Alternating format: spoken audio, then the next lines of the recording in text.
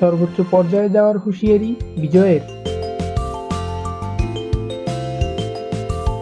26 December Sylhet পর্ব দিয়ে শুরু হওয়ার কথা ছিল 2026 বিপিএল, তবে এখন আর হচ্ছে না।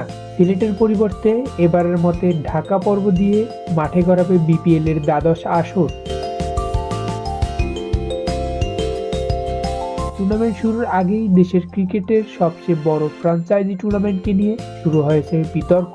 সংক্ষিপ্ত খেলোয়াড়দের তালিকায় থাকার পরেও নিলামের 24 ঘন্টা আগে 7 জন ক্রিকেটারের নাম প্রত্যাহার করেছে বিসিবি। বিপিএল গভর্নিং কাউন্সিলের সদস্য সচিব ইফতেখার রহমান মিঠু দাবি, বিপিএল এর গেল আসরে ফিক্সিং এর সঙ্গে যুক্ত থাকার সন্দেহে অ্যালেক্স মার্শালের পরামর্শে 7 ক্রিকেটারের নাম তুলে নেওয়া হয়েছে, কারণ টুর্নামেন্ট নিয়ে কোনো ঝুঁকি নিতে চান না তারা। যদিও প্রমাণ না পাওয়া পর্যন্ত তাদের দোষী মানতে রাজি নন তারা।